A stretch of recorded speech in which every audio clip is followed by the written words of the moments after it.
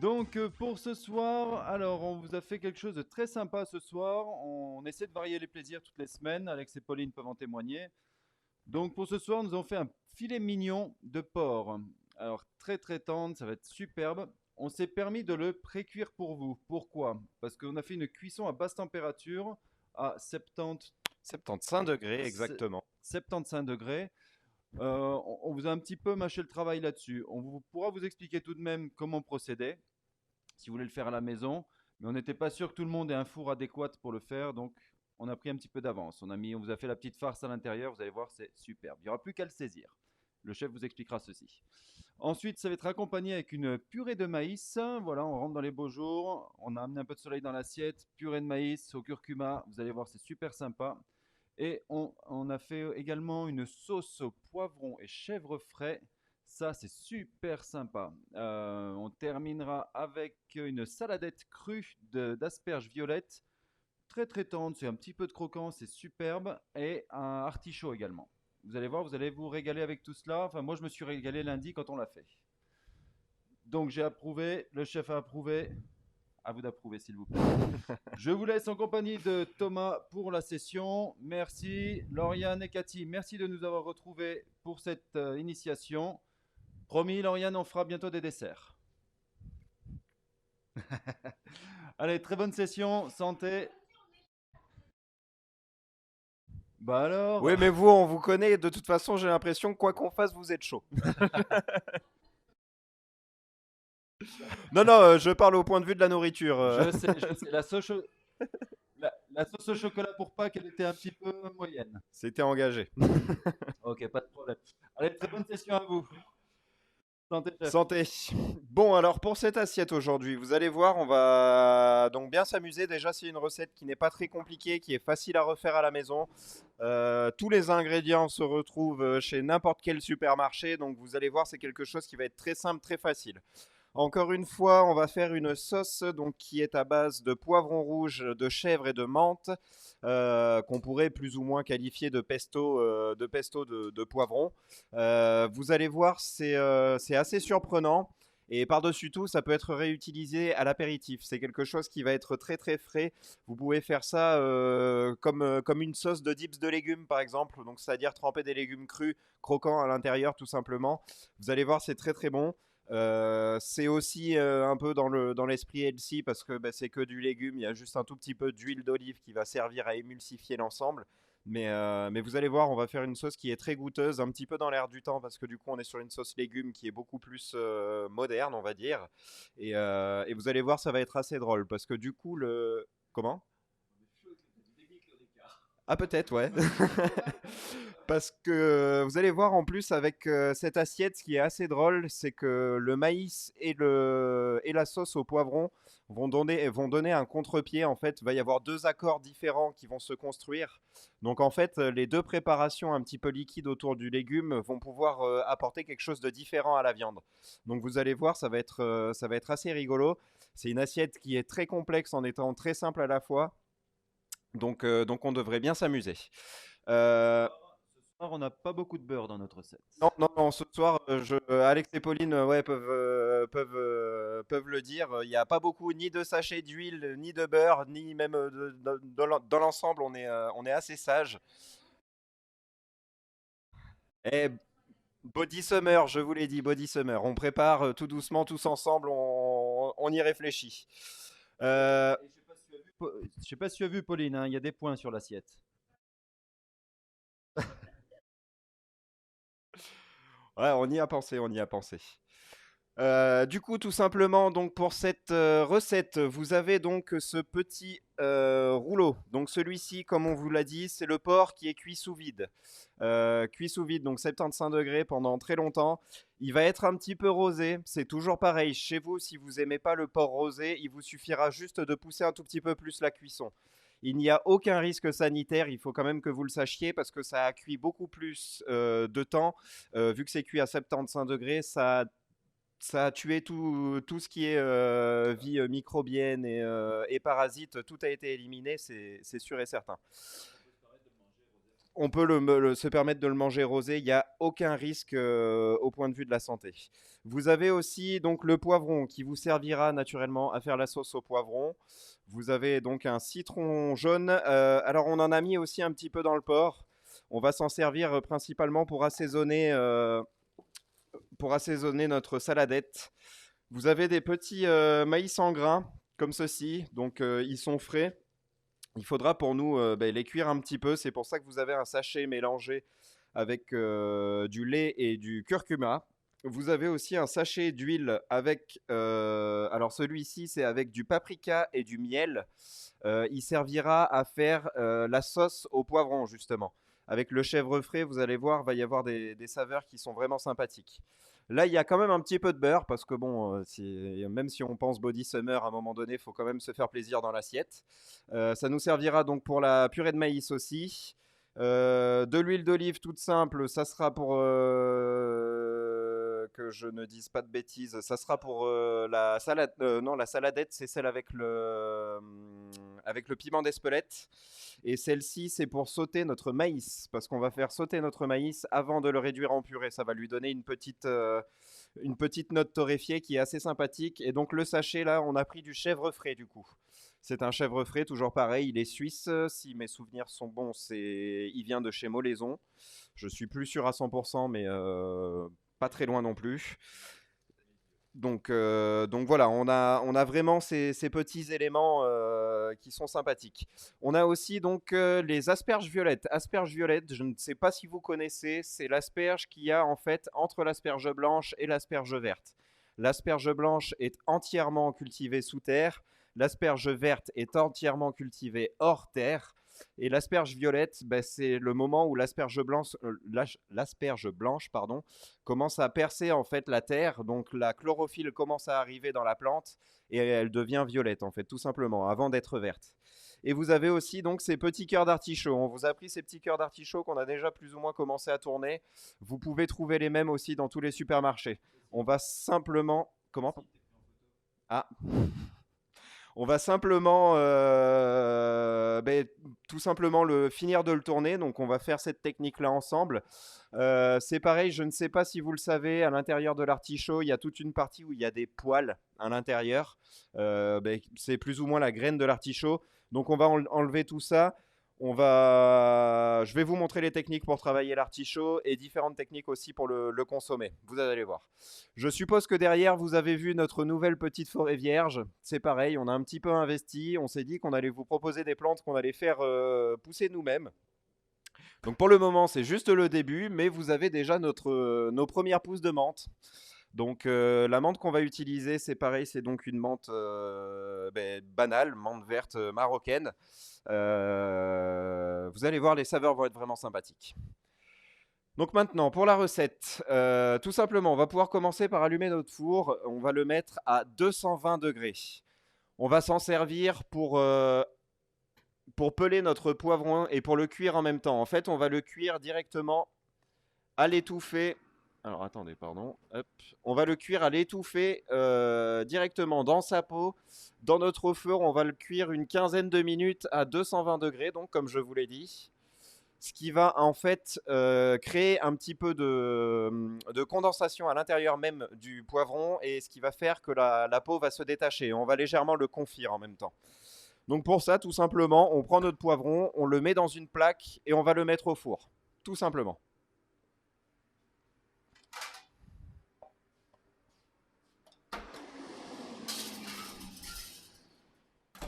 Là, le fait que la température ne soit pas encore à 220 degrés n'est pas très grave. L'important, comme je vous l'ai dit, c'est qu'on cherche à cuire le poivron et ensuite à détacher la peau, qui arrive plus ou moins par la cuisson. Donc là, pour le moment, on met notre poivron.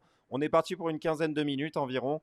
Et ensuite, c'est pareil, il faudra prévoir un petit peu de papier d'aluminium, une petite feuille et un bac qui pourra donc contenir votre poivron et que vous pourrez refermer avec votre feuille de papier d'aluminium. Ça va créer un petit peu de condensation et ça va ça va vraiment aider à détacher la peau.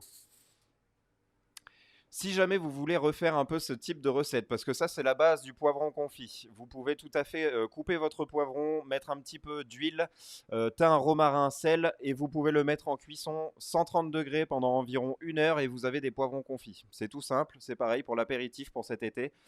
Vous allez voir, c'est très simple à faire et excellent.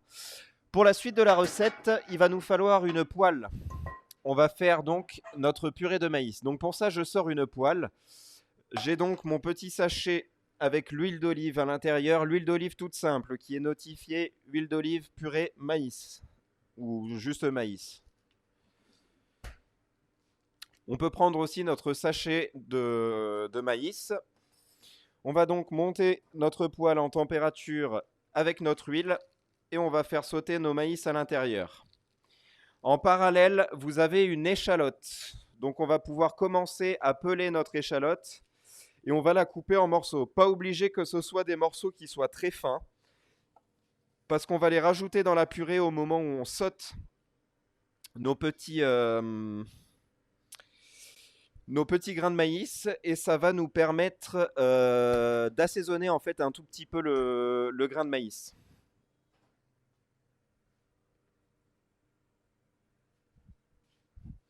Voilà, donc là j'ai ma poêle qui commence à chauffer tout doucement. Je vais juste aller chercher une échalote parce que je me l'étais pas mise.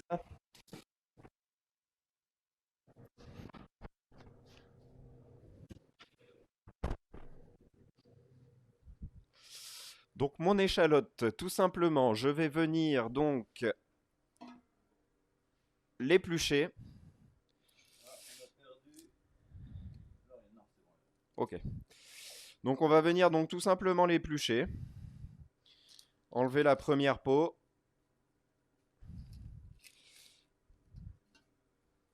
Et on va ensuite venir la ciseler assez grossièrement.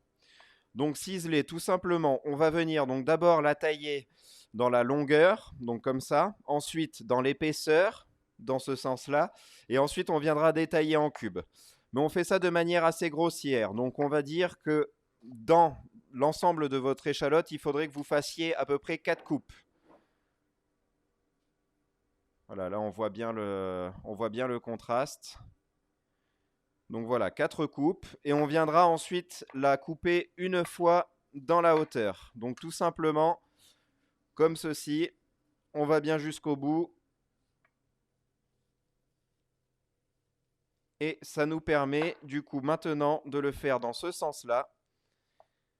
Donc vous voyez, le résultat final, c'est vraiment quelque chose, c'est assez grossier, hein. On n'est pas dans quelque chose de très très fin. Le but étant d'avoir des morceaux qui fassent grosso modo la taille d'un grain de maïs.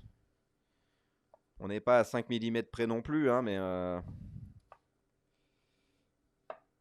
mais le but est d'avoir quelque chose qui cuise à peu près dans le même temps que le maïs, comme ceci, voilà.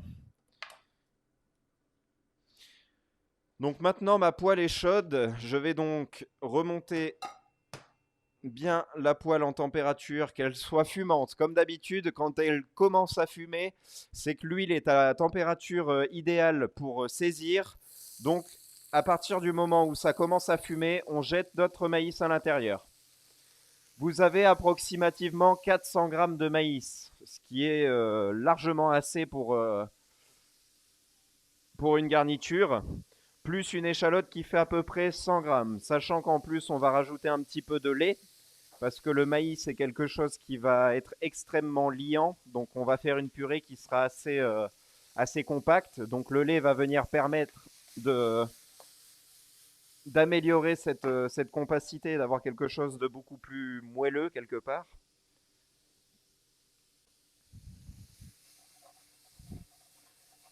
Et le but, c'est d'avoir une petite coloration. Donc on n'hésite pas, on le met à feu fort, on évite de trop le remuer.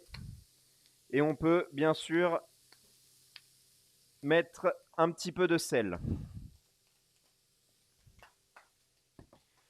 Donc vous allez voir le maïs, un peu comme au final un maïs à popcorn, quand il commence à atteindre une certaine température, il se met à éclater, enfin à sauter de la poêle en fait. C'est à peu près ce qu'on recherche comme température. C'est-à-dire qu'il faut que ce soit juste en dessous de la température où ça ne fait que péter. Tout simplement parce que c'est à cette température-là que vous allez commencer à avoir en fait une coloration du grain de maïs. Là, je ne sais pas si on voit bien dans la poêle, mais vous voyez, j'ai déjà une coloration jaune, marron, presque noir. Donc il faut vraiment avoir une coloration sur notre grain de maïs et avoir un feu assez vif.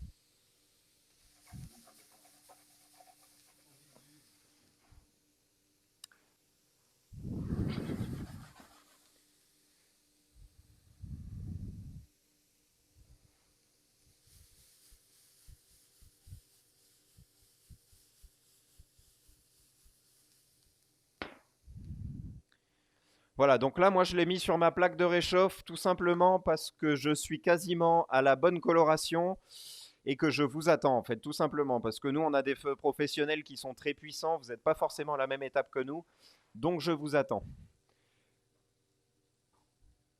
N'hésitez pas à me dire si vous avez la moindre question, si vous avez la moindre hésitation. Je suis là pour répondre à vos questions. Le but est que vous mangiez la meilleure assiette possible, hein. Et comme on dit très souvent en cuisine, il n'y a pas de questions bêtes.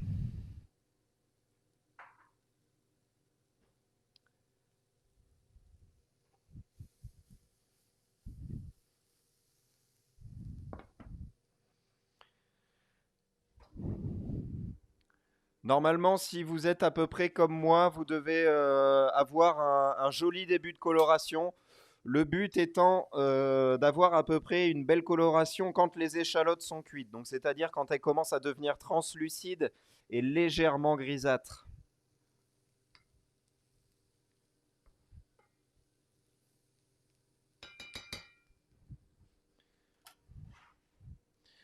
On va essayer de vous remontrer directement à la caméra que vous voyez un peu plus en détail. Mais vous voyez, j'ai grosso modo un tiers de ma masse qui est bien colorée, quoi. Et une fois qu'on en est là, vous pouvez préparer votre lait et curcuma. C'est donc la poche qui doit être toute jaune.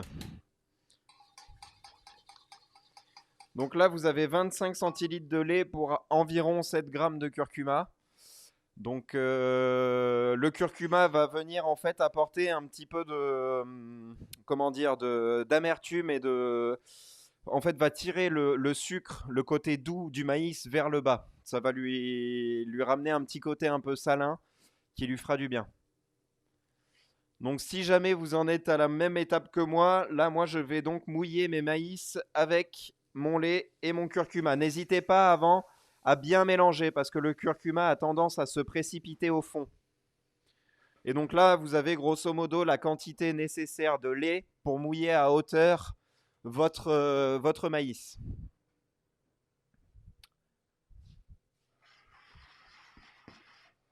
Et donc là, vous voyez, mon maïs va cuire tout doucement comme ça pendant une dizaine de minutes à peu près. Donc c'est toujours pareil, hein, les temps de cuisson changent un petit peu en fonction des feux, en fonction des poêles qu'on utilise, etc. Donc on dit en gros une dizaine de minutes, chez certains ça peut être 15. Moi si je mets les feux à fond ça peut être fait en 5. Donc voilà, on va dire environ une dizaine de minutes. Une fois que vous avez mis le lait sur feu moyen, parce que le lait reste du lait, donc si vous le mettez à feu fort, ben, vous allez en avoir plein le feu. Je ne sais pas si vous vous souvenez de ces chocolats chauds qu'on essayait de se faire le matin, où on tournait la tête en se disant c'est bon, on est large, et 10 secondes plus tard, il y en avait partout. Mais avec cette recette, vous pouvez parfaitement retrouver ces bons vieux souvenirs d'enfance.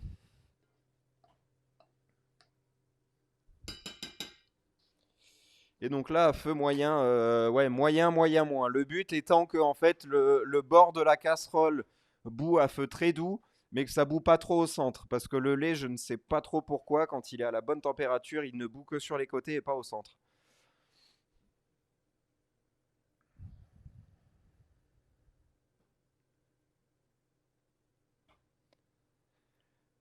À côté de ça, on va commencer à préparer tout doucement nos légumes pour la saladette. Tout simplement parce que notre poivron n'étant pas encore cuit, on va tout doucement se mettre sur nos asperges et sur nos artichauts. Alors, je conseille toujours de commencer par l'asperge, tout simplement parce que l'artichaut a tendance à s'oxyder, comme on dit. Donc, c'est-à-dire qu'au contact de l'air, il aura tendance à devenir grisâtre, noir, marron. Enfin, ça dépend un peu des variétés, mais on va dire qu'il perd vraiment de son côté très sexy dès qu'il est prêt à être employé, en fait. Donc là, c'est les asperges comme vous les avez, donc c'est-à-dire entières avec le bout qui est pas très beau. Donc naturellement, là, vu que ce qu'on va utiliser, ça va être que la tête, donc c'est-à-dire on va dire en gros qu'on va garder le tiers supérieur de l'asperge, on coupe le reste. Alors si vous voulez, vous pouvez conserver le reste pour vous faire une crème d'asperge. Là, nous aujourd'hui, on n'en aura pas besoin. C'est effectivement les pieds des asperges, on peut les garder pour les mettre dans un bouillon de légumes, pour faire Exactement, on peut faire plein de une asperge, choses. vous pouvez faire une petite crème d'asperge là, avec les 6 queues qui doivent vous rester. Vous pouvez faire une petite crème d'asperge que vous pouvez mettre dans des pâtes si vous avez de quoi faire des œufs à la coque, mollet, parfait, au plat, n'importe. C'est un plat très simple comme ça, mais moi que j'adore faire pendant qu'on est à la maison. Parce qu'en fait, dans l'asperge, là, dans celle-ci en l'occurrence, seule la tête est vraiment agréable à manger, le pied risque d'être filandreux. Ben, disons que c'est vraiment cette partie-là en fait qu'on va avoir besoin nous dans notre saladette parce que c'est la tête qui est vraiment croquante et qui a une partie juteuse aussi qui est très importante dans cette saladette parce qu'en fait cette saladette est là un petit peu comme nettoyant de papilles. Donc c'est-à-dire que pendant que vous mangez votre assiette, si vous avez un petit peu trop de saveur en même temps, vous mangez cette salade là et ça va venir nettoyer vos papilles en fait tout simplement. Moi, je vais même baisser un petit peu le feu sous mon maïs parce que bon, ben, finalement, il était quand même assez fort et je vois que le lait commence à s'épaissir un petit peu. Le but étant que ça mijote pour que ça confise bien, je vais baisser un tout petit peu le feu en dessous. Donc au niveau de mes petites asperges, donc du coup j'ai coupé la partie supérieure, donc le tiers supérieur de l'asperge, et je vais venir en fait enlever les petites feuilles qu'il y a sur l'asperge, ce qu'on appelle écussonner nous dans notre jargon professionnel culinaire. Donc comme je vous ai dit, l'asperge violette, c'est en fait l'asperge qu'il y a entre l'asperge verte et l'asperge blanche. Donc on va retrouver cette couleur verte au cœur de l'asperge parce que la chlorophylle commence à apparaître. Et on va retrouver un peu les typicités justement de l'asperge blanche. Donc elle a un côté qui est beaucoup plus végétal et un peu moins floral que l'asperge verte. Mais elle garde son croquant. Donc c'est une asperge qui est vraiment sympathique à travailler. Après, de manière générale, elle est plutôt cultivée dans l'ouest de la France. Mais il me semble que du côté de la Suisse alémanique, il y a quelques producteurs qui en font aussi.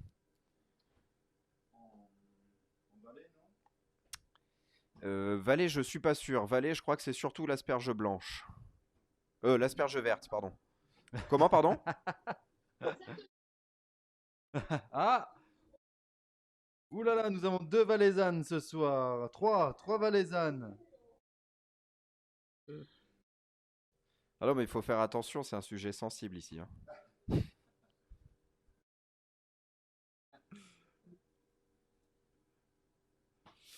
Donc voilà, donc on va écussonner, donc c'est-à-dire enlever ces petites feuilles là, tout simplement parce que quand on va les manger parce qu'on va en faire des copeaux en fait, si vous voulez.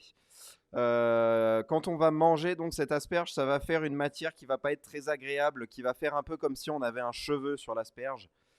Et bah, c'est vraiment pas agréable de se retrouver avec un petit truc, on sait pas trop d'où ça vient, ni qu'est-ce que ça fait là, c'est vraiment pas agréable. Donc tout simplement pour enlever cette sensation de texture, ben, on va venir écussonner donc ce qu'on appelle notre asperge, qui va permettre donc d'enlever cette sensation.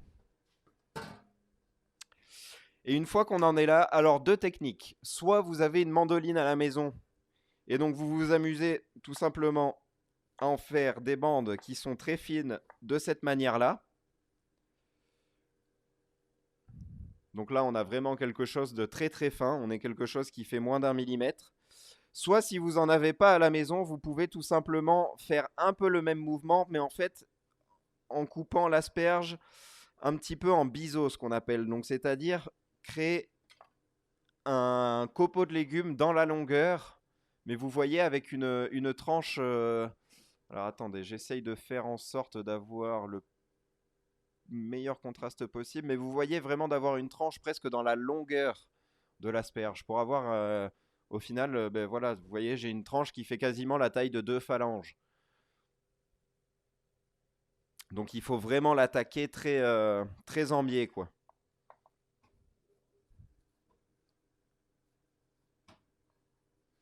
Donc ça, après, je vous laisse voir un petit peu ben, en fonction du matériel que vous avez à la maison et des techniques que vous avez envie d'utiliser aussi. C'est pareil, si vous avez des couteaux qui coupent bien, la mandoline peut largement être remplacée par un couteau si vous avez un peu de dextérité. Bon, après, encore une fois, vous êtes là pour manger une bonne assiette, pas spécialement pour finir votre soirée, soit à Arena, soit dans je ne sais quel hôpital de la région. Donc, faites vraiment la technique qui vous met en confiance, vous. Par-dessus tout, c'est ce qui est important, c'est d'avoir confiance. Quand on a un couteau en main et qu'on a confiance, il y a très peu de chances qu'on se blesse.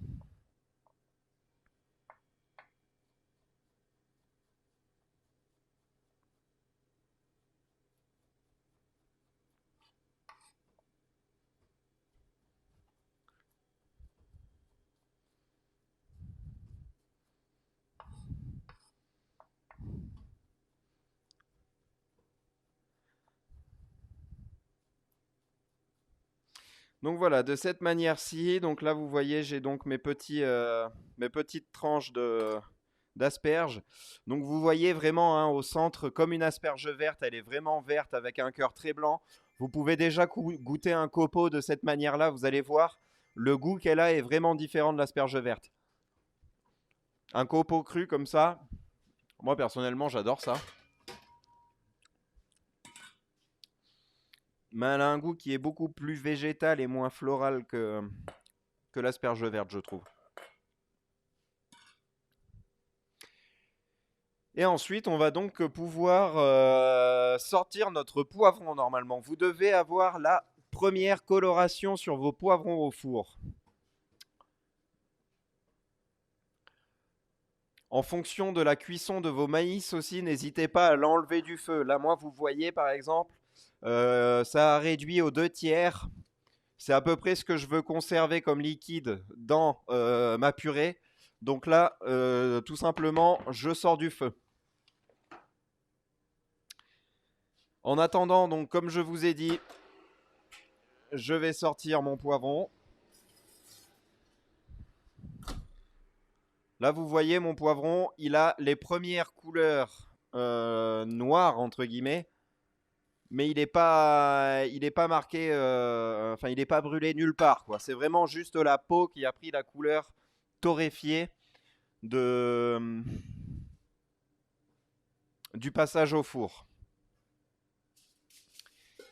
Et donc à ce moment-là, je viens donc prendre mon poivron. Donc comme je vous ai dit, je le mets dans mon bac. Oui. Est-ce que vous pourriez me le montrer visuellement? Est-ce que vous pourriez me le montrer que je vois à peu près la couleur?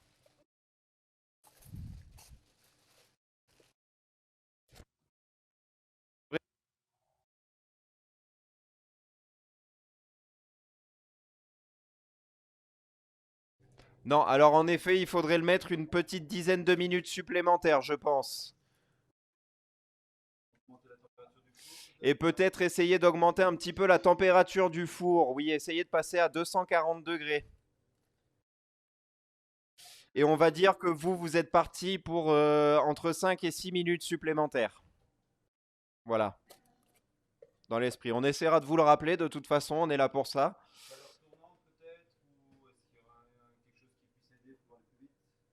Ben non, malheureusement, parce que j'imagine qu'ils ont mis leur four de manière four à chaleur tournante de base s'ils l'ont disponible chez eux. Donc, ouais, ben, c'est pour ça. Donc, pour le moment, c'est pour ça. Ne vous en faites pas. Montez juste un petit peu la température. On va patienter 10 minutes de plus. De toute façon, vous en faites pas. C'est pas un problème. Sur la recette, il n'y a aucun souci.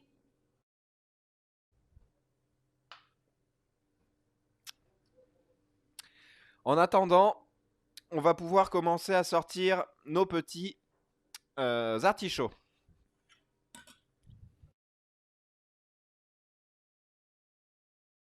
Moi là, voilà, le poivron il est là-dedans. Donc c'est-à-dire que je l'ai mis dans un bac haut que j'ai fermé avec du papier d'aluminium ou si vous en avez pas chez vous du papier film par exemple ou ne serait-ce qu'une assiette. En fait, le but c'est de fermer pour que la température à l'intérieur monte pour qu'il y ait une condensation qui se crée.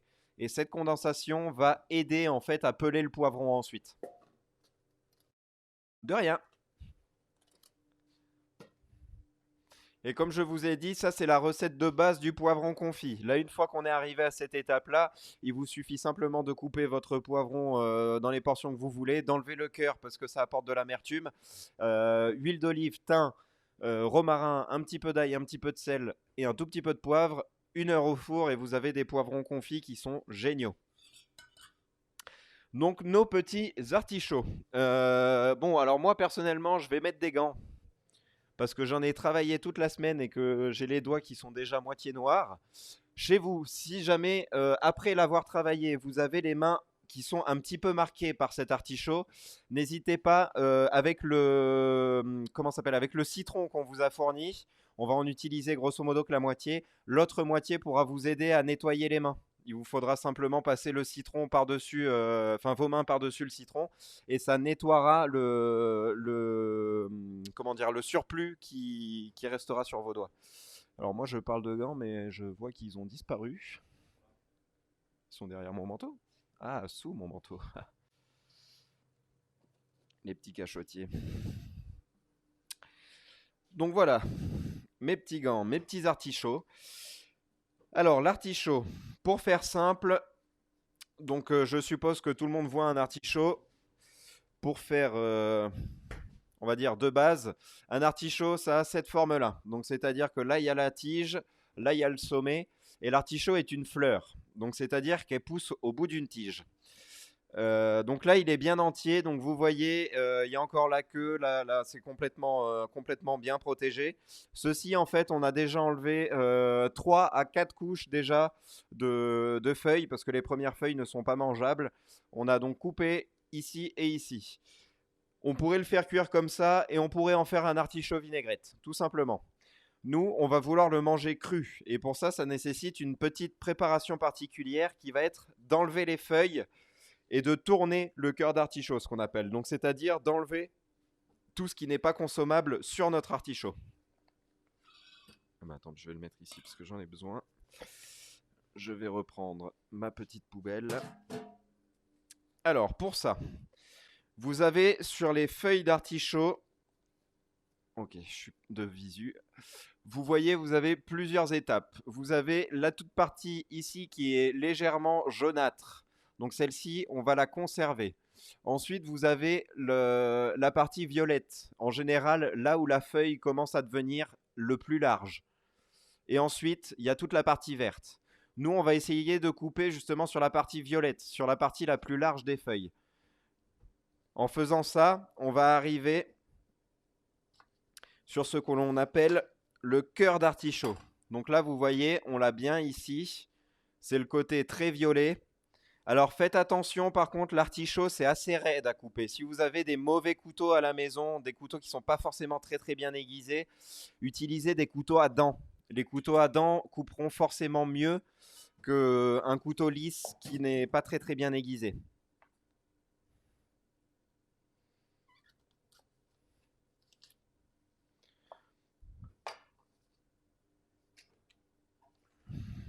Donc là, grosso modo, tu le coupes en deux sur la longueur. Donc voire là, en gros, en c'est faire ça. un Je le tiers. coupe en gros à la moitié. On va dire la moitié inférieure parce que là, il vaut mieux en couper un tout petit peu trop que pas assez parce que sinon, ça va nous faire énormément de déchets. Mais grosso modo, là où je vous ai dit que ça commence à devenir violet, on le coupe. Et comme ça, en fait, on arrive au sommet du cœur de l'artichaut. Donc, c'est-à-dire qu'on a cette concentration de feuilles violettes qui, elles, sont tout à fait comestibles mais qu'on ne mangera pas quand même maintenant. Et ensuite, on va passer donc sur un petit couteau. Et on va venir, en fait, peler l'artichaut en suivant la forme naturelle de celui-ci. Le but étant d'enlever la peau bien verte qui laisse place du coup ah, à une partie qui est bien blanche.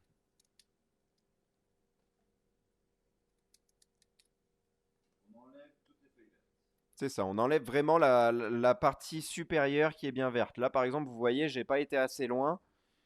Je vais continuer pour enlever cette partie bien verte.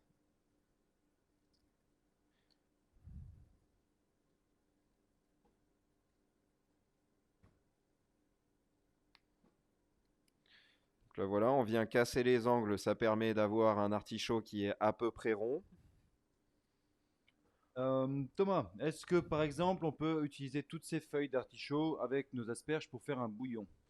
On pourrait parfaitement faire un bouillon avec. Après, la seule chose sur laquelle je mets en garde, c'est que les feuilles d'artichaut comme ça peuvent donner une couleur à un bouillon qui est assez particulier, qui va tirer un petit peu sur le grisâtre.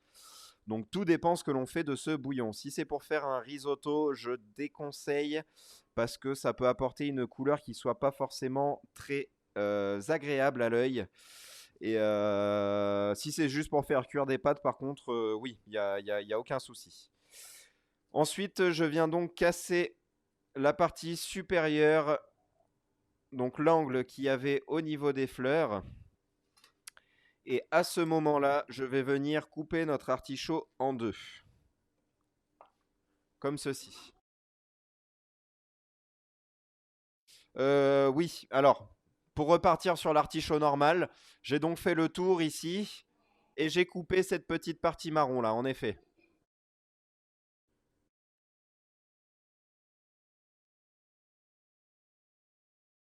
Oui, oui, oui, il n'y a aucun souci avec ça. Maintenant, on peut sortir le poivron, on l'enferme dans l'alu. Si jamais vous n'avez pas de pot qui est assez grand pour contenir le poivron, vous pouvez tout simplement l'enfermer dans le papier alu, un peu comme si on faisait une papillote.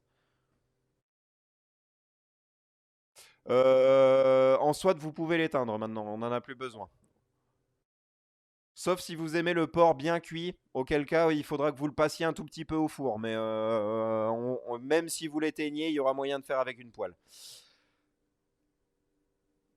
Donc, pour reprendre au niveau de notre artichaut, donc là, moi, c'est mon artichaut tourné. Donc là, vous voyez, c'est la base.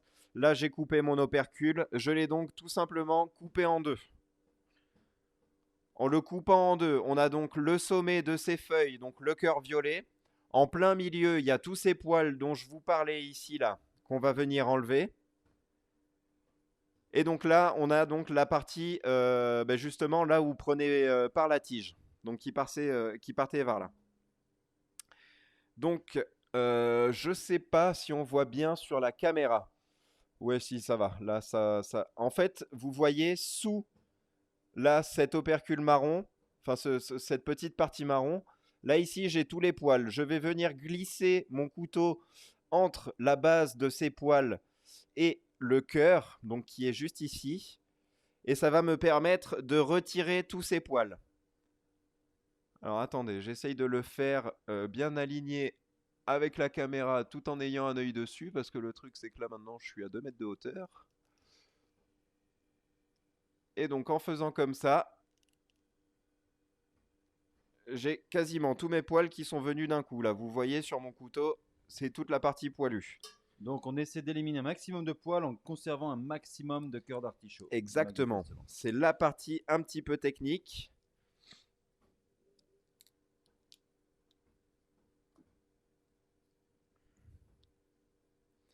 Mais c'est ça qui fait que notre artichaut va devenir bon à consommer cru en fait. Parce que si on laisse ses poils et si on laisse trop de feuilles, l'artichaut commence à devenir âpre. Oui, oui.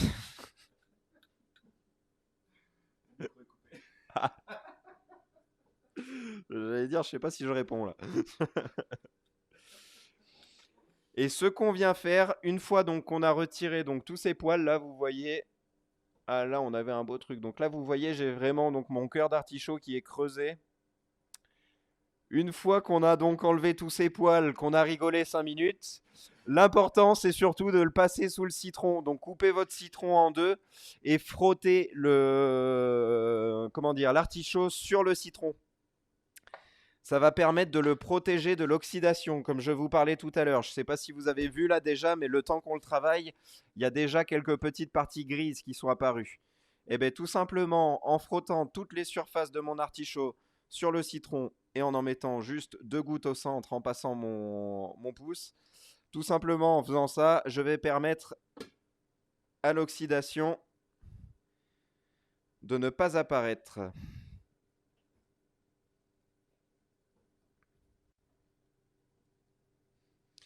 Donc là maintenant, je fais les pièces suivantes d'artichaut.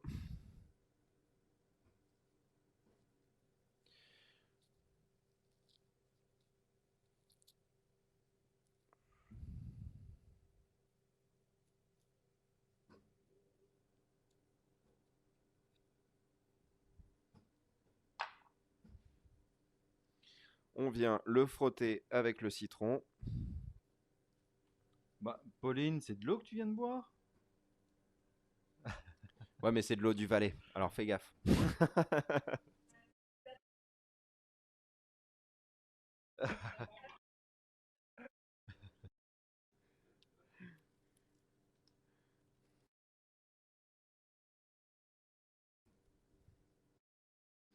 Donc là, moi, je fais donc mon deuxième artichaut. Donc comme je vous ai dit, je fais le tour, je l'épluche, histoire d'enlever toutes les parties vertes du cœur.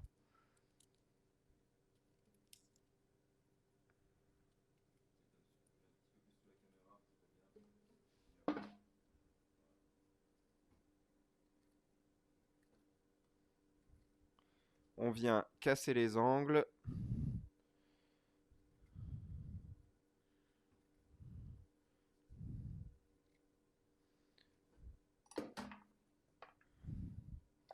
On coupe en deux. On enlève les poils.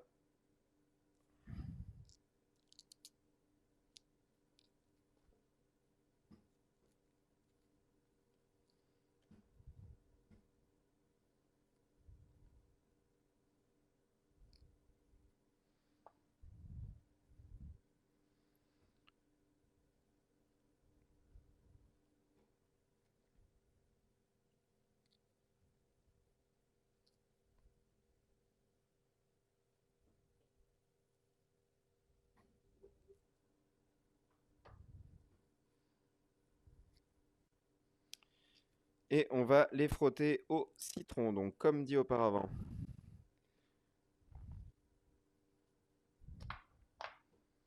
Citron.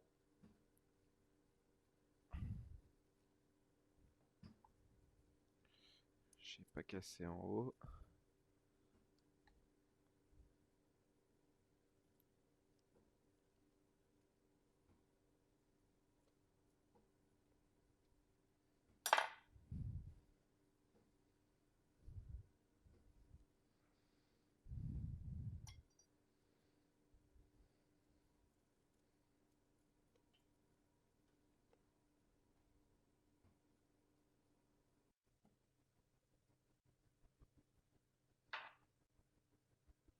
Alors, petit point information, l'asperge et l'artichaut sont deux aliments excellents pour nettoyer les organes, tels que le foie, les reins. C'est magnifique. Très bon diurétique tous les deux et excellent pour nettoyer l'intérieur. Donc, vous voyez, on prend soin de vous quand même.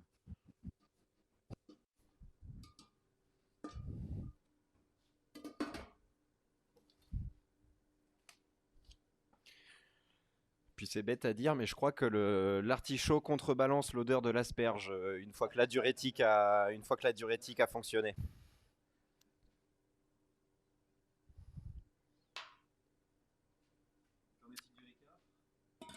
avec cette eau valaisanne, excellent.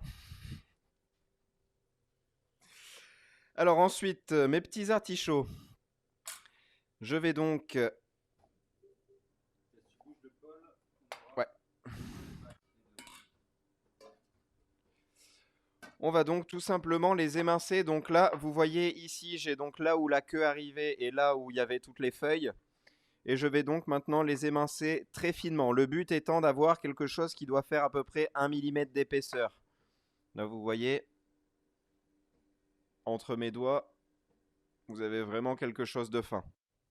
Le but étant d'avoir quelque chose de très fin, tout simplement pour que le citron le cuise légèrement. Comme pour les asperges. Pour les asperges. Je ne sais pas si vous avez pensé à votre poivron, les filles. Ok, bon ben c'est parfait.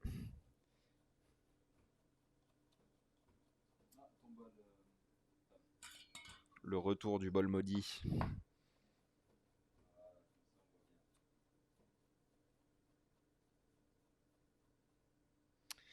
Donc là, voilà, le but de l'avoir assez fin est maintenant donc rempli. On va mettre la moitié d'un jus de citron. Qu'est-ce que j'ai fait de mon bout de citron ici?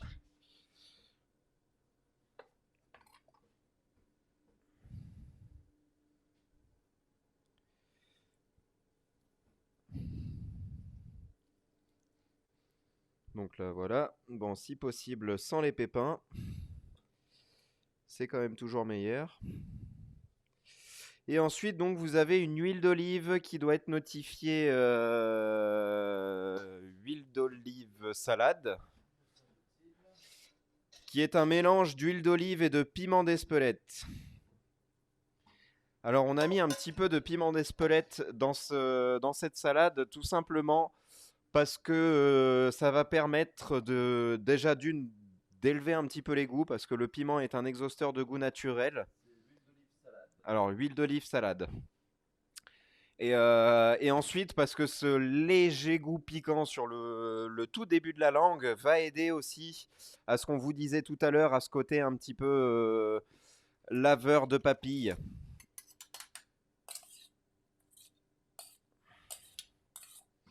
Donc voilà, juste le jus d'un demi-citron, une petite pincée de sel, l'huile d'olive donc qu'on vous a fournie, qui est notifiée huile d'olive salade avec un peu de piment d'Espelette. Même rajouter un tout petit peu de piment pour nous. Ça.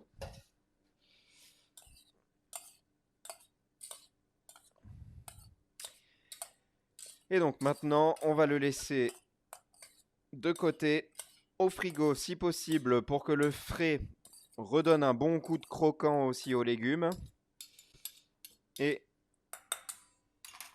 qu'on conserve tout ça à l'abri au frais. Maintenant, on va donc passer sur notre purée de maïs. Donc vous allez pouvoir reprendre votre petite poêle avec le maïs à l'intérieur. Moi, je vais la remonter en température parce que du coup, elle a dû pas mal descendre en température. Donc, on va la remonter en température. On va rajouter le beurre qui est notifié, donc beurre puré.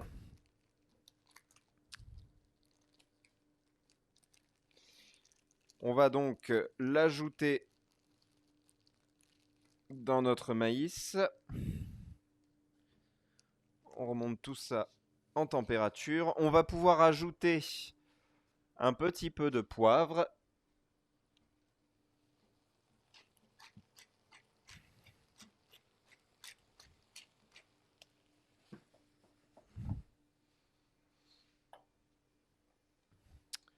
On peut un petit peu goûter, voir si ça nécessite du sel ou pas. Un petit peu.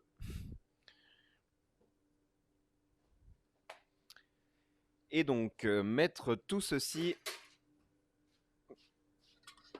dans notre mixeur. Donc moi, ici, naturellement, étant professionnel, on a des robots adéquats spécialement faits pour ça.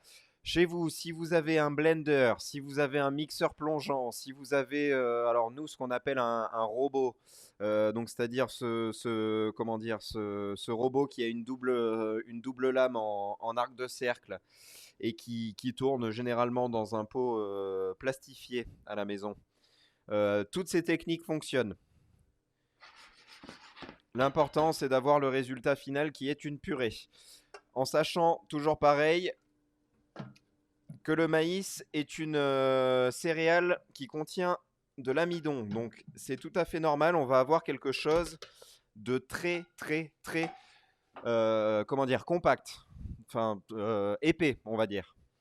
Donc n'hésitez pas aussi, si vous voyez que c'est très épais, à rajouter un tout petit peu d'eau à l'intérieur de cette masse. Si jamais le lait est un petit peu trop réduit, ou si votre maïs a pompé un peu plus de liquide que nécessaire, vous risquez d'avoir quelque chose de très épais. Donc n'hésitez pas à rajouter un petit peu d'eau à l'intérieur si jamais vous en avez besoin. Donc là, voilà.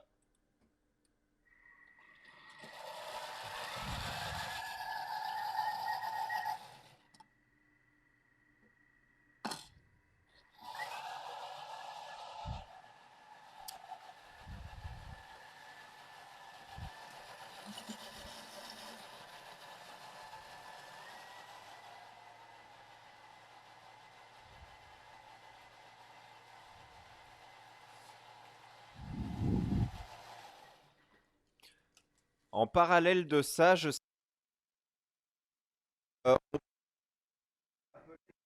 on-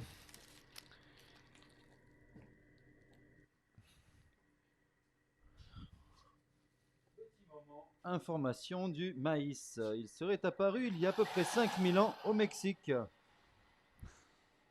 dans la forme sous laquelle on le connaît aujourd'hui. pas tout Voilà, à fait. Le 9000 ans. saviez-vous? Le saviez-vous? À la base, le maïs n'est pas jaune. Il est multicolore. Normalement, un épi de maïs se compose de grains de maïs qui tirent du violet au jaune en passant par le rouge, par l'orangé, par le blanc, par le violet même. Et notre, on va dire, notre espèce humaine telle qu'on la connaît aujourd'hui a créé l'espèce de maïs violet. Sinon, le maïs, naturellement parlant, est multicolore. Jaune, oui, pardon. Parce qu'il existe aussi une espèce de maïs complètement violet qu'on a nous-mêmes complètement créé aussi. Donc, comme je disais, en parallèle de mixer notre petite purée de maïs, on va pouvoir commencer à peler notre poivron. Donc pour peler le poivron, je suis pas en vue du dessus. Tu peux me mettre en vue du dessus que je leur montre un petit peu. Donc là, vous voyez mon poivron. Ouais, si on le voit pas trop mal à l'image, mon poivron, vous voyez, il a un petit peu cet aspect ridé là en fait. C'est exactement ça qu'on cherche à avoir. Cet aspect un peu ridé, tout simplement, il vous suffit d'attraper un bout de peau, de tirer dessus, et vous voyez, la peau vient toute seule.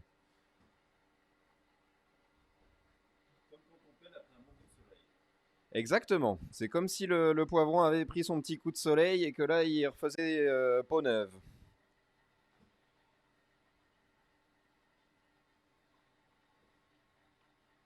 Alors, il existe plusieurs techniques pour peler le poivron. Il y en a certains qui les mettent directement dans la braise, ce qui crée un petit peu les mêmes conditions qu'on a fait là ici. Ça fonctionne, il y en a qui les brûlent même directement avec un chalumeau ou sur le feu, si vous avez un feu à gaz. Ça fonctionne aussi. Après, moi, je préfère celle au four parce qu'en même temps, ça cuit le légume et du coup, ça le cuit un peu comme si on le cuisait à l'étouffée. Donc, c'est-à-dire que ça confie un petit peu le légume dans son propre jus. Et je trouve que du coup, la concentration de goût est beaucoup plus importante. Donc, pour moi, idéalement parlant, c'est la technique la plus adéquate pour peler un poivron. Après, tout dépend de l'usage qu'on cherche à faire du poivron aussi derrière. Si on veut faire une julienne de poivron cru sans la peau, c'est sûr que le passer un petit coup de chalumeau, c'est beaucoup plus facile.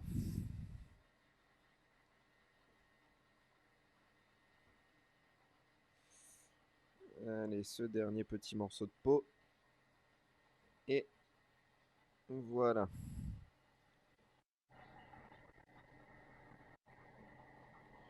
Alors j'ai juste la partie basse du poivron qui m'est un petit peu plus compliqué à peler et encore c'est vraiment ça reste très très facile. Ensuite, il suffit simplement de tirer donc sur le pédoncule. Vous tirez, vous retirez donc cette partie-là, donc la partie avec toutes les graines. Vous allez avoir une eau à l'intérieur de ce poivron. Vous pouvez tout simplement la verser dans le bac qui vous servira pour mixer ce dit poivron. On le coupe ensuite en 4.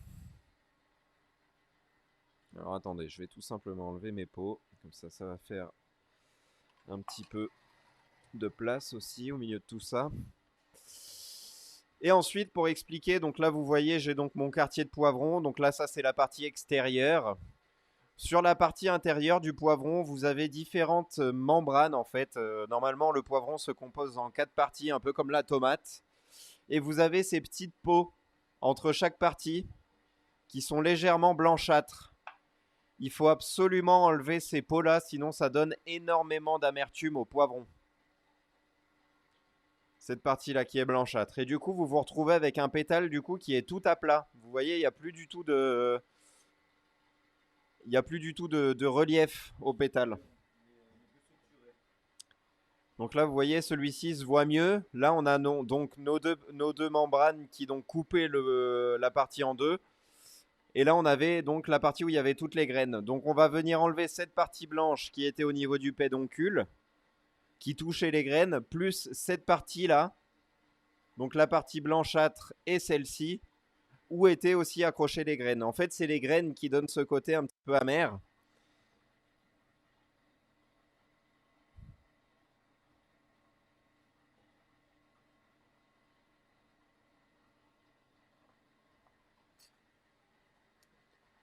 Qu'on va venir donc enlever tout simplement.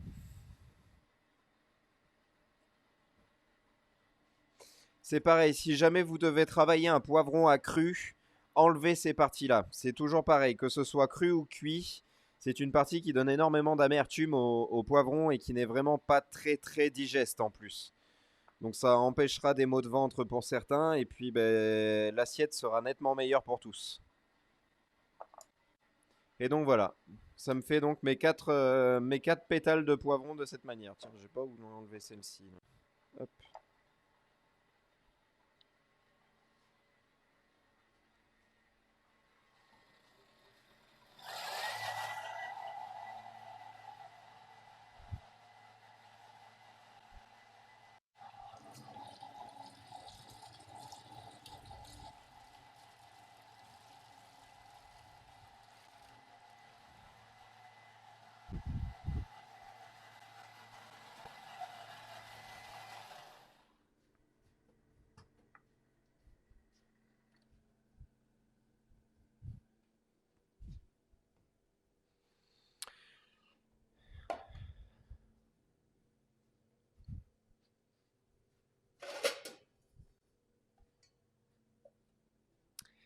Donc maintenant, une fois que j'en suis là, donc moi je vais changer mes poivrons de bac tout simplement parce que mon mixeur étant aussi un mixeur professionnel, il me faut normalement énormément de quantité pour utiliser ce mixeur-là. Bon, j'ai trouvé une petite combine qui me permet de l'utiliser différemment. Donc du coup là j'ai mes pétales de poivron. Donc là-dedans, je vais rajouter, j'ai un sachet qui doit être notifié huile pour la purée, pour la sauce poivron. Donc c'est une huile d'olive qu'on a mélangée avec du paprika et du miel. N'hésitez pas à mélanger un petit peu le sachet. C'est pareil, si chez vous vous avez un micro-ondes et que votre sachet était au frigo, n'hésitez pas à le passer 10 secondes au micro-ondes. Ça permettra que le miel en fait soit plus malléable.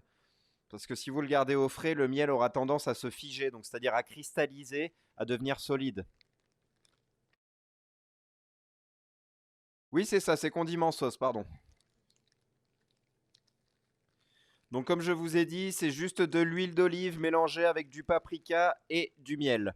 Le miel va venir contrecarrer le côté un petit peu amer qu'on peut avoir et dans le paprika et dans le poivron, parce qu'au final c'est un peu la même chose. Et en plus, ça va venir souligner un petit peu le goût du fromage frais de chèvre. Vous allez voir, c'est assez déroutant.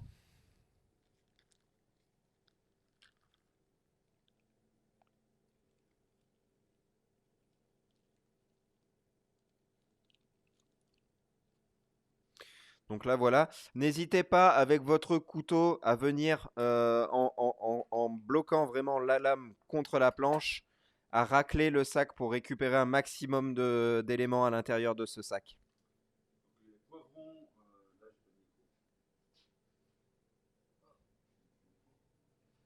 donc, comme pour les asperges, finalement, le poivron vert, le poivron rouge, le poivron jaune sont les mêmes poivrons qui sont restés plus longtemps sur la vigne, tout simplement.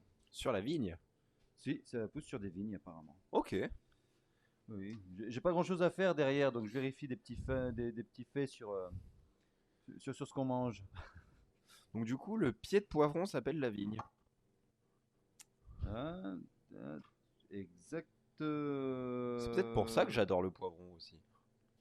Oui, sur la vigne pour continuer de On a un mûrir. petit souci. Quel est-il? Ben, je vois plus personne là.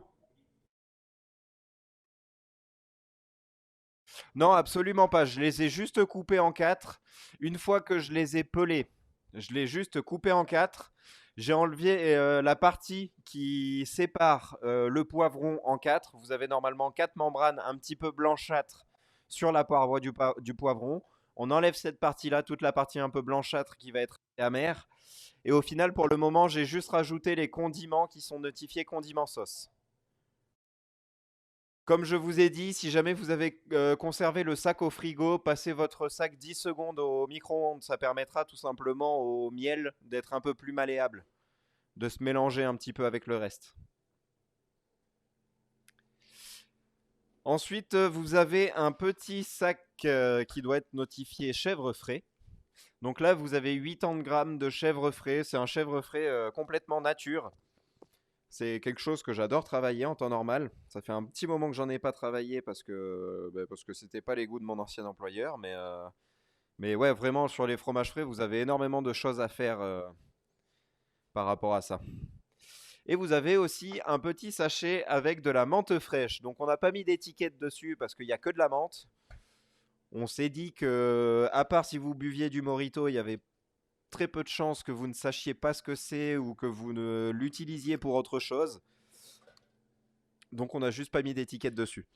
Mais voilà, on a donc notre petite menthe. Donc comme je vous ai dit, ça doit être une menthe verte marocaine parce qu'elle a des arômes qui sont assez forts. Et on va venir donc en mettre l'équivalent de...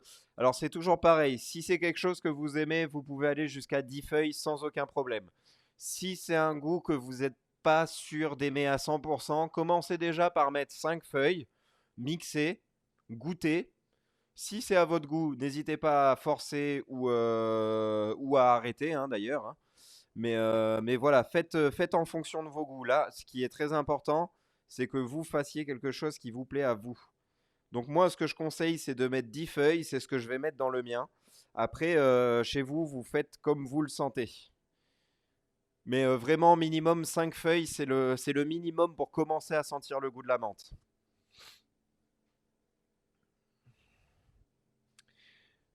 Donc voilà, donc à l'intérieur, j'ai donc mes quartiers de poivrons qui ont juste été passés au four, qui sont légèrement confits dans leur jus. J'ai le sac de condiments sauce. Moi, à l'heure actuelle, j'ai 10 feuilles de menthe à l'intérieur. Chez vous, vous en avez peut-être un petit peu moins. Et mon chèvre frais. Et maintenant, je vais tout simplement mixer cela.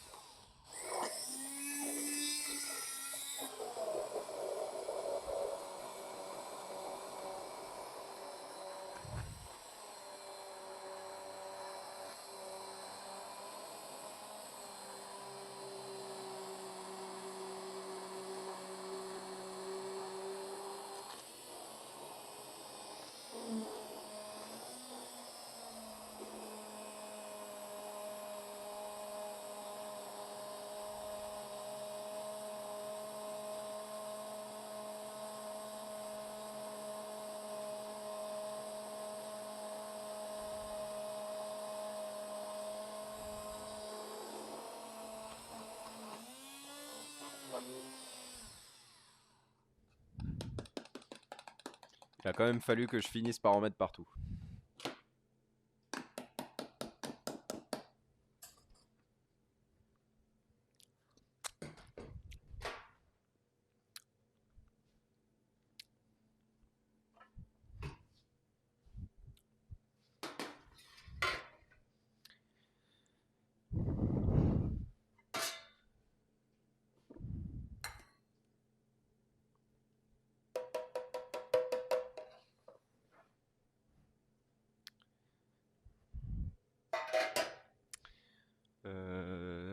Non, c'est ici.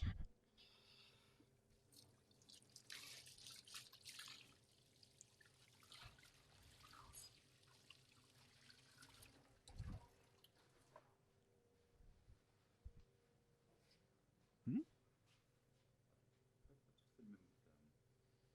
Attends, je vais regarder. C'est pareil, on l'a cuit moins longtemps, donc ça se trouve, c'est là. Ici, là, dans le petit sac.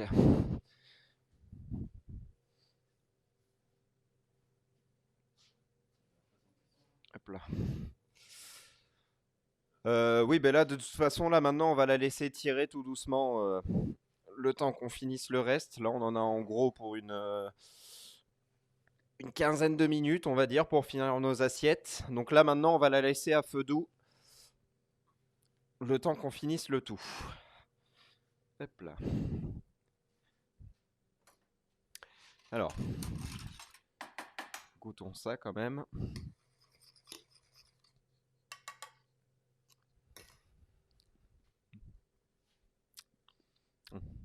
Manque de sel. Alors moi, chez moi, ça manque de sel et ça manque un tout petit peu de sucre. Donc si jamais chez vous c'est pareil, c'est-à-dire que vous avez une sauce qui tire un petit peu sur la mer, n'hésitez pas à rajouter un petit carreau de sucre comme vous mettez chez vous le matin dans le café, par exemple si vous buvez du café sucré. Ou du miel si vous avez du miel à la maison, parce qu'à la base c'est une recette qui contient du miel. Alors naturellement, en fonction des poivrons, les recettes changent un petit peu.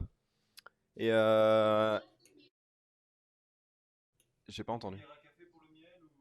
Oui, à peu près. Commencez déjà par une demi, regoutez ensuite, et si jamais elle est encore un tout petit peu amère, rajoutez encore une demi. Ça dépend vraiment des types de poivrons. Je sais pas quel type de poivron vous avez chez vous, mais nous, c'est vrai il tire quand même pas mal amer. Donc j'imagine que chez vous, c'est un peu pareil. Et salé aussi, parce que jusqu'à présent, on n'a pas encore salé, et le sel apporte vraiment beaucoup à cette préparation. Est-ce que pour couper l'amertume, on peut aussi mettre un petit trait de jus de citron? Il serait parfaitement possible de mettre un petit jus de citron. Après, moi, ce que je vous conseille, c'est déjà de mettre une bonne pincée de sel, de rajouter une demi-cuillère à café de miel, et très franchement, derrière, je pense que ça sera pas mal.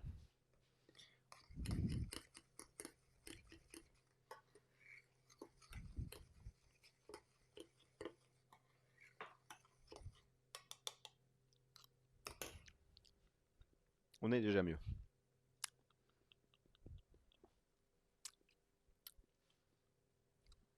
Qu'est-ce que ça fait si on rajoute un peu de citron?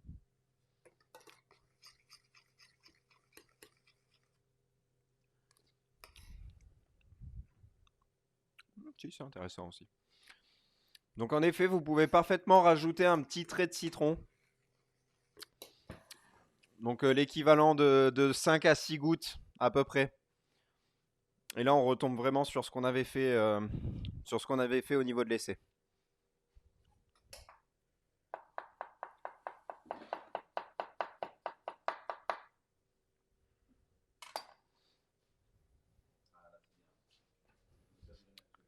Ouais, c'est ça, là, on a complètement perdu l'amertume. Mais c'est le sel aussi qui joue beaucoup là-dedans. Hein? Oui, alors si vous voulez à la maison, vous pouvez mettre un petit peu de piment d'Espelette là-dedans. Ça va apporter un petit peu d'épices. Après, on a déjà du côté épicé dans notre saladette. Donc, si vous n'êtes pas trop épicé, n'en rajoutez pas. On a déjà un bel équilibre dans notre saladette. Après, si vous voulez, vous pouvez parfaitement le faire. Ça, comme je vous ai dit, c'est aussi une préparation qui ira très très bien sur vos apéritifs. Si par exemple vous voulez faire des petites... alors nous on appelait ça les tapas en Espagne, mais des petites tartines de pain un petit peu. Vous pouvez parfaitement réutiliser cette base-là. Vous mettez un tout petit peu de pomme, du jambon cru, et vous avez une petite tartine qui est super bonne. Alors, est-ce qu'on les a perdus définitivement? Non, c'est bon. Je crois que c'est un peu comme la semaine dernière avec Sarah, en fait, elle fait avec le téléphone, donc dès qu'elle fait autre chose sur le téléphone, ça coupe la... Voilà.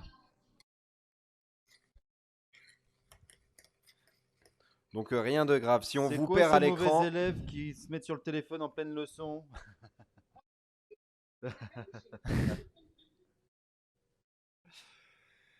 alors n'hésitez pas à me dire où est-ce que vous en êtes à la maison. Bon, normalement, il n'y a rien de bien compliqué, on doit en être tous à peu près à la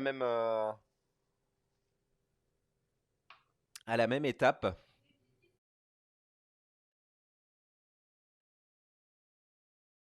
Alors, ce n'est pas grave du tout, c'est juste qu'il devait manquer un tout petit peu de cuisson à votre comment ça s'appelle, à votre poivron. Dans ces cas-là, ce que vous faites, comme on va le laisser en fait sur le coin du feu, le temps qu'on finisse de cuire la viande, etc. Vous pouvez parfaitement laisser cuire en fait le poivron sur le coin du feu comme on est en train de le faire, repasser un petit coup de mixeur avant de passer à table, et là normalement vous aurez plus du tout de petits morceaux à l'intérieur. Surtout si tu veux faire les petits points sur l'assiette, Pauline.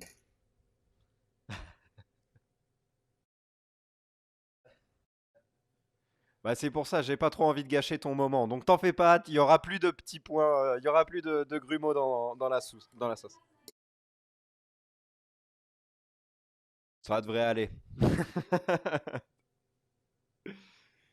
Alors il faudra juste être, enfin bon, je te dis pas, il y a une petite surprise pour la fin avec les sauces chaudes qui passent à la pipette, mais on verra ça plus tard, dans 10 minutes à peu près. Donc si tout le monde en est à l'étape ben, où on attend, en fait, on va pouvoir commencer à sortir nos petits filets de porc. Parce que notre saladette est prête, notre purée de maïs est prête, notre sauce au poivron, à la menthe et au chèvre frais est prête aussi. N'hésitez pas à me dire d'ailleurs si vous avez des ressentis particuliers sur la purée de maïs. Parce que la purée de maïs, en fonction de ce avec quoi vous la mixez, il y aura peut-être encore des petits grumeaux à l'intérieur. Si ces grumeaux vous gênent, n'hésitez pas à la passer au tamis. Si ça vous gêne pas, il n'y a aucun problème. Mais tout simplement, si vous avez une petite passoire, quelque chose d'un peu fin, ouais, si. Dans ce style-là, là, un peu, vous voyez, c'est une grille, c'est assez fin, mais bon, c'est pas non plus excessivement fin. N'hésitez pas à la passer dedans, ça conservera les petites peaux du maïs et ça permettra d'avoir quelque chose de très souple, de très soyeux. Moi, après, bon, ben, forcément, avec mon petit commis allemand, bah, du coup, lui, j'ai de la chance, il casse toutes ses peaux, donc c'est vraiment quelque chose de très lisse. Mais si vous n'avez pas à la maison, n'hésitez pas à passer un petit coup au tamis.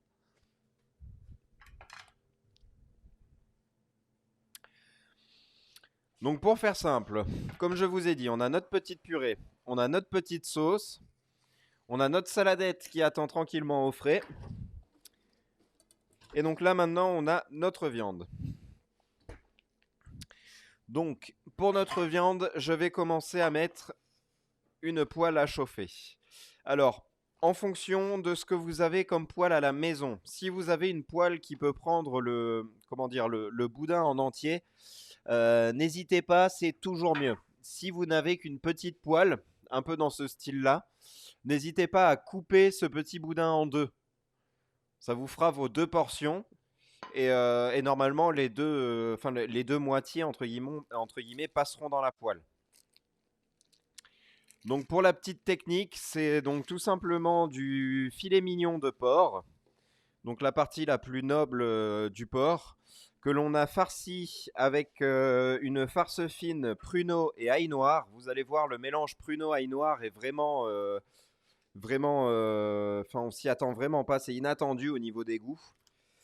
C'est quelque chose qu'on ne connaît plus forcément parce que c'est beaucoup ce que faisaient nos grands-parents à l'époque, enfin les anciennes générations tout du moins, pas forcément nos grands-parents, ça peut être les arrières comme les arrières-arrières, mais on va dire que c'est des vieux goûts de cuisine, les viandes comme ça préparées avec du pruneau, etc. Mais vous allez voir, c'est tout à fait au goût du jour parce qu'on a vraiment quelque chose qui est très surprenant. Donc, comme le foie gras, vous avez normalement deux couches de papier film. Il y en a peut-être un qui en a trois. Parce que pour être franc avec vous, j'ai un petit peu galéré à les faire. Mais, euh, mais voilà, normalement, vous avez donc deux tranches. Et donc, vous avez un boudin qui est comme celui-ci. Si vous voulez, vous pouvez conserver le jus de cuisson qu'il y a dans le film qui était en contact direct avec la viande. Vous pouvez parfaitement, si demain vous faites par exemple avec le reste des asperges, si vous faites une crème d'asperges, vous pouvez parfaitement remettre ce fond de cuisson dans votre crème d'asperges, ça apportera beaucoup de goût aussi. Bon, nous, en l'occurrence, demain, on sera à la maison, donc on va pas le conserver. Mais n'hésitez pas, si vous le souhaitez, à la maison, il n'y a pas de problème. En cuisine, il y a toujours moyen de récupérer les choses. La cuisine, c'est un petit peu de l'alchimie. Rien ne se perd, rien ne se crée, tout se transforme.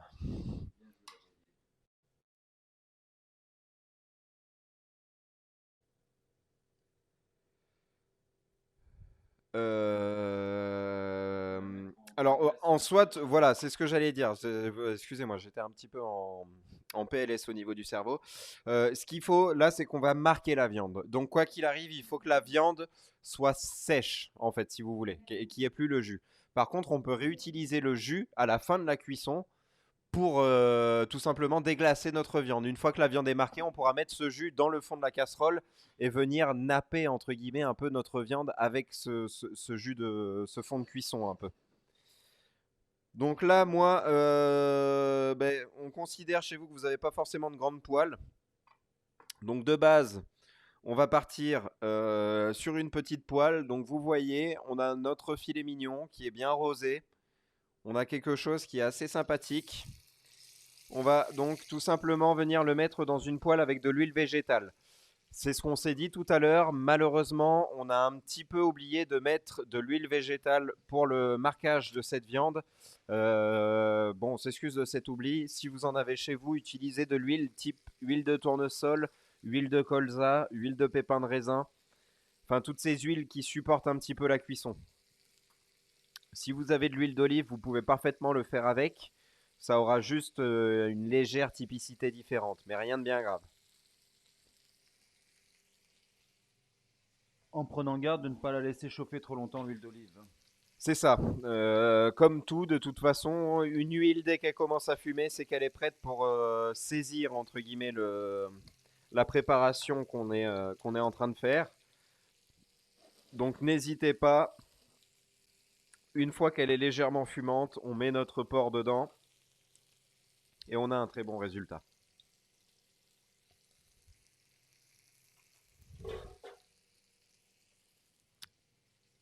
Il commence à y avoir des effluves là, il est moins beau que l'essai, mais par contre je pense qu'il sera beaucoup meilleur.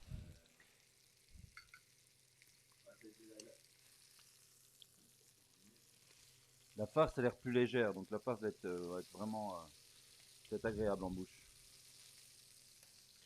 Puis c'est bête à dire, mais elle est mieux assaisonnée quelque part.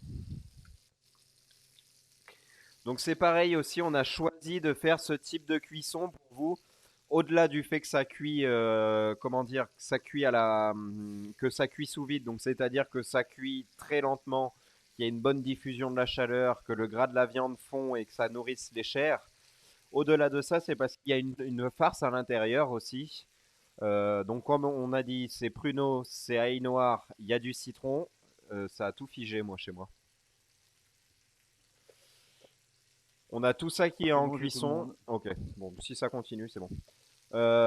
Et en fait, le fait de tout cuire ensemble et de les laisser reposer 24 heures, ça crée ce que l'on appelle une osmose. Donc, c'est-à-dire que les goûts du pruneau vont dans la chair du porc, Le goût du porc va un peu dans cette farce au pruneau. Et on obtient comme ça quelque chose de vraiment très très bon au niveau des goûts. Vous allez voir les saveurs, c'est quelque chose qui va être assez dingue. Et puis encore une fois, c'était aussi une manière de travailler différemment l'ail noir qu'on avait déjà travaillé, qui est un produit qu'on aime bien. On a un producteur qui est juste à côté en plus, donc c'est quelque chose qui est local, ce qui nous tient aussi à cœur. Originaire de Chine, l'ail noir, hein. C'est à la base, c'est là-bas Qui qu'ils est une l'ont. préparation qui vient originairement parlant de Chine, c'est vrai. De Chine d'ailleurs, ouais. C'est Ouais. pas un truc qui est vietnamien à la base ou... Attends, la minute culturelle. Et voilà. Une fois que j'ai donc ma viande qui est bien marquée, oh, j'ai un petit morceau qui s'est défait. On va pouvoir faire ce que l'on appelle, bon Alex et Pauline le savent déjà, une période de tirage. Donc c'est-à-dire qu'on va le laisser au chaud. Par exemple, si vous avez éteint votre four tout à l'heure, que vous avez un four où vous pouvez mettre la main dedans sans vous brûler, là on est très bien au niveau des températures. C'est-à-dire qu'on va laisser en fait reposer la viande le temps, grosso modo, qu'on la cuit. Donc là, on l'a marqué grosso modo 4 minutes. Donc on est parti sur 4 à 5 minutes de repos. À côté de ça, je prends mes assiettes parce que nous allons commencer à dresser. Le zoom s'est coupé chez moi, c'est normal. C'est juste un problème d'internet sur l'ordi, mais Ouais, t'es mais c'est encore en chez nous, ligne. c'est pas chez eux, quoi. Ouais. Ouais, non, non. Ok, bon, On très est bien. en filaire, on est bien. Euh, donc voilà, comme je vous ai dit, on va pouvoir commencer à dresser. Donc j'ai sorti mes petites assiettes. Je passe un petit coup de propre, histoire de Ah, tout bien pardon. dégager. Je mets un culpa. Il serait apparu au Japon pour la Ah, première fois. L'ail noir. ah, parce que j'allais dire, les trucs fermentés, généralement, c'est en effet soit les Japonais, soit les Vietnamiens ou les Thaïlandais, je crois, qui adorent particulièrement ça. Japonais, thaïlandais et coréen. Voilà. Que dire de mieux? Bravo. C'est pour ça qu'il est chef. J'ai donc mes deux assiettes. Que je me souvienne bien, il va me falloir... Alors, c'est pareil. Là, moi, je vais utiliser ce que l'on appelle en cuisine un biberon, donc c'est-à-dire une pipette pour faire nos petits points. Si vous n'en avez pas chez vous, je vais vous montrer une technique pour pouvoir le faire aussi très simplement. Tac. Donc là, j'ai ma petite sauce. Donc là, si jamais Pauline, c'est le moment de mettre le petit coup de mixeur pour être sûr et certain que la sauce passe bien dans la pipette. Et par-dessus tout, fais ça hors du feu. Moi, je le fais aussi parce que du coup, j'ai un biberon. Et donc, c'est ce que j'expliquais tout à l'heure à Pauline. Quand on utilise des biberons et qu'on a une préparation qui est trop chaude, le biberon a légèrement tendance à exploser. Parce que quand une préparation est chaude, elle dégage de la vapeur. La vapeur est emprisonnée dans le biberon et le biberon monte en pression. Tout simplement. Donc en fait, je me permets de le mixer pour incorporer un petit peu d'air à l'intérieur et cet air va permettre de faire redescendre en température mon jus.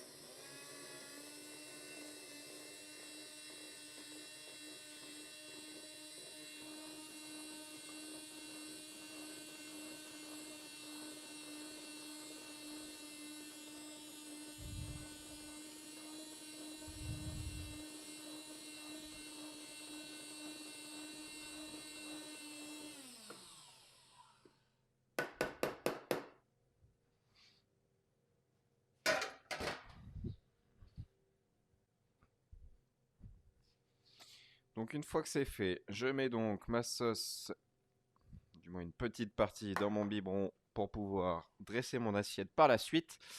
Donc encore une fois, je mets le biberon, la sauce en biberon maintenant. Je ne l'utiliserai pas tout de suite, c'est aussi tout simplement pour qu'elle continue à redescendre en température. Donc maintenant, pour la base de mon assiette, je prends donc ma purée de maïs. Elle doit être chaude. Oui, pas de souci. Si jamais vous avez, parce que c'est vrai que je l'ai pas dit, c'est un peu de ma faute aussi. Si jamais vous avez donc loupé cette petite étape, n'hésitez pas si vous avez un micro-ondes à la maison. J'aime pas trop donner cette astuce, mais 2 minutes au micro-ondes, disons que ça fait perdre pas beaucoup de temps pour pouvoir manger rapidement et chaud. J'ai- À la, à la casserole, vous pouvez Oui, le tout passer à la simplement à la casserole. casserole. À Bon feu alors, doux. si tout le monde en est au même point, je vais vous montrer. Donc tout simplement, j'ai ma casserole, je rallume ma plaque, je mets donc ma purée dans la casserole. Hop, on va même la mettre ici. Ah non, ouais, si. Donc le but par contre sur une purée comme ça va être de la... Comment dire? Ça va être de la réchauffer sans jamais vraiment s'arrêter de la remuer. Tout simplement parce que ben, c'est une préparation avec de l'amidon et que l'amidon, quand ça chauffe, il a tendance en fait à précipiter vers le fond, un peu comme quand on met un fromage ou comme quand on met des liants, type farine, type maïzena, etc. Tant que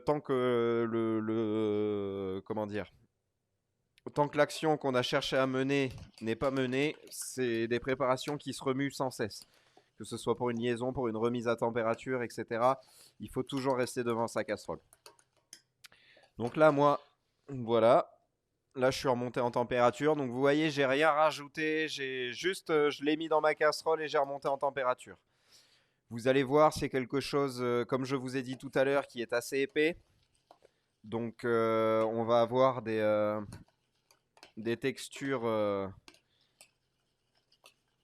assez sirupeuses quelque part. Mais c'est justement ce qu'on cherche. Donc la purée chaude, le porc, il faut. La purée est chaude, la sauce est chaude, le porc est toujours en tirage, donc ce qu'on appelle, il est en maintien au chaud le temps qu'on s'en occupe. Est-ce que pour le. Attends. Est-ce que pour le maintenir au chaud, on peut par exemple mettre simplement un papier d'alu sur l'assiette? Alors oui, Gentiment. là je vous ai donné la technique du four éteint parce que je sais qu'on avait utilisé le four et que le four était on va dire, à température idéale pour l'utiliser en chambre de tirage, ce que l'on appelle nous. Mais après, si jamais vous faites, par exemple, chez vous, une côte de bœuf, que vous n'avez pas allumé le four, par exemple, côte de bœuf frite qui nécessite absolument pas d'allumer un four, si vous le faites, vous pouvez parfaitement couvrir votre côte de bœuf donc sur un plat avec un papier d'aluminium qui emprisonnera un maximum la chaleur. Vous pouvez aussi parfaitement, j'en sais rien, par exemple, si vous avez fait cuire des pâtes sur une plaque, que votre plaque est chaude, vous pouvez parfaitement conserver la pièce de viande à côté de cette plaque chaude qui maintiendra une certaine température. Enfin voilà, il y a tout un tas de techniques qui permettent de pouvoir faire tirer une viande sans avoir à allumer de four ou sans avoir à allumer quoi que ce soit d'ailleurs. Parce que si on met juste un papier d'aluminium autour, la chaleur se conserve et le tirage a lieu. Est-ce que tout le monde est prêt avec ses purées? Est-ce que tout est chaud? Est-ce que tout va bien?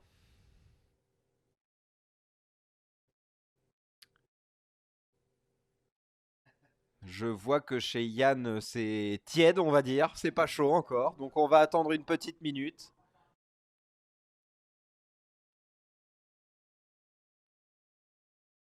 Ok, d'accord. Alors si vous mangez un peu plus tard, dans ce cas-là, on va pouvoir commencer. Donc là, moi, c'est une grosse cuillère. C'est une cuillère qu'on appelle, c'est bête, hein, mais une cuillère à dresser. C'est une cuillère qui équivaut à 2 cuillères à soupe en quantité. Donc pour ça, donc je viens mettre ma cuillère. Donc chez vous, mettez 2 cuillères à soupe.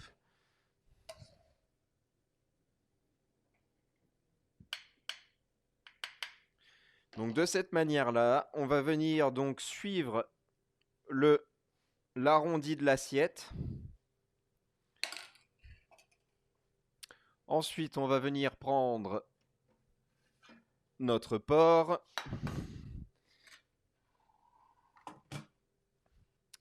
On va donc venir le couper. Donc on enlève ce petit bout là qu'on appelle une entame, tout simplement pour le côté physique en fait. On se fiche un petit peu, parce que ça a bon goût, hein, ça a le même goût que tout le reste de la préparation. Mais vraiment, on vient l'enlever. Donc là, vous voyez, j'ai toujours ma cuisson rosée. On est toujours bien. Donc je fais un côté vraiment plat qui va me servir en fait à présenter la viande. Et ensuite, sur la deuxième moitié, je viens vraiment créer un biseau qui va me permettre de créer un petit peu de volume dans l'assiette.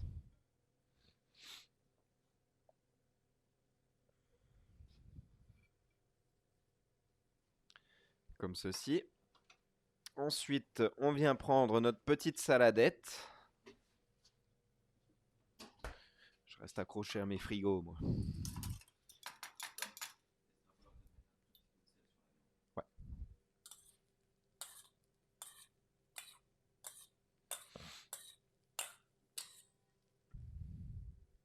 Donc là, on a notre petite saladette. On va venir la mettre sur la pointe de la purée.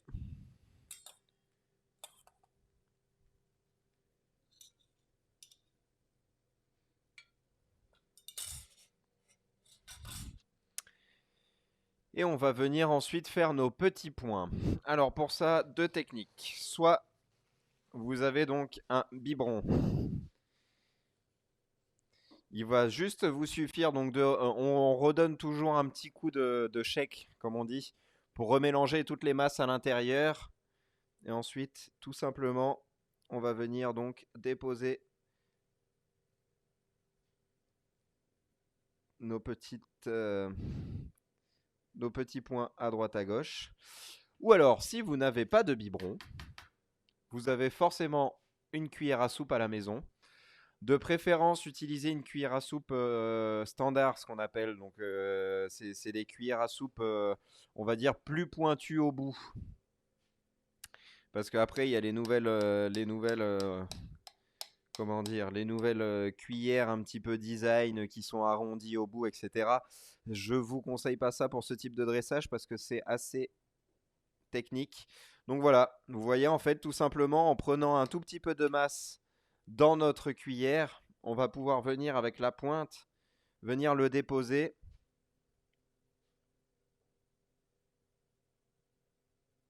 et faire des points sur notre assiette.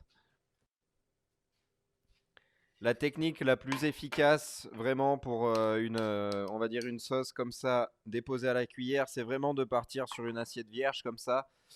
On vient tout simplement en fait claquer la pointe de notre cuillère sur l'assiette et ça vient déposer donc notre masse de sauce. Après, il nous reste juste à jouer avec les volumes en fonction de là où on souhaite trouver nos petits points de sauce.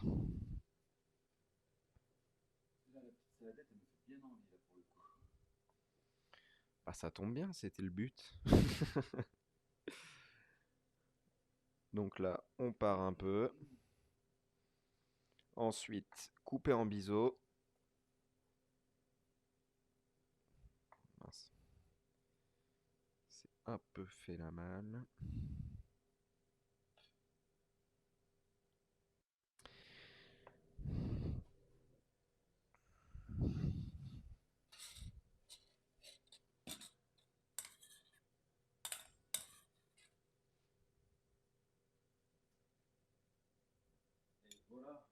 Notre petite saladette. Et voilà.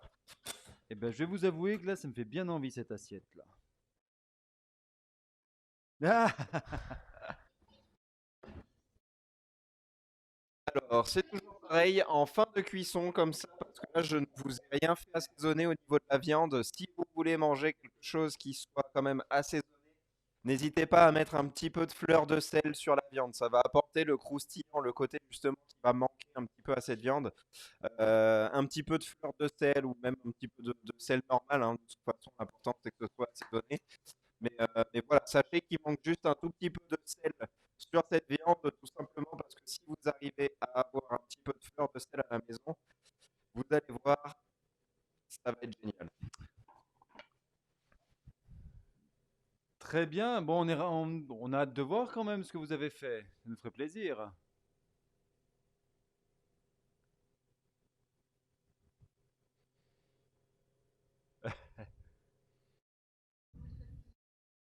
Ah bah voilà, le porc est magnifique. Non, vous êtes au top. Ah bah super, bah voilà, oh, regarde le porc, il est magnifique, c'est bien tenu, c'est ce qu'on voulait. C'était un petit peu notre inquiétude par rapport à ce filet de porc qui se tienne bien et qui réussisse à bien se tenir à la cuisson à la maison. Merci, Yann, n'hésitez pas à nous envoyer, Yann et Patrick, n'hésitez pas à nous envoyer une petite photo après si vous le voulez, pour nous montrer votre chef-d'œuvre. Cathy et Lauriane, merci pour votre première session. Excellent, ravi que ça vous ait plu. On essaie tous les week-ends de nous améliorer, hein. C'est toujours de mieux en mieux, j'espère, n'est-ce pas Alex et Pauline? Vous pouvez nous le confirmer. Merci, merci. Donc voilà, je vais vous laisser manger parce que c'est prêt, c'est chaud, c'est maintenant qu'il faut manger. On va se régaler également, on va finir notre apéro. Santé chef, Santé. merci pour la session. Merci pour votre fidélité, merci de nous avoir rejoints encore une fois. Je vous souhaite un excellent appétit. Une excellente soirée. Puis à partir de lundi, mardi, vous saurez ce qui nous attend pour le week-end prochain. Santé et bon appétit. Santé, merci à tous et bon appétit. Merci. Merci à Patrick.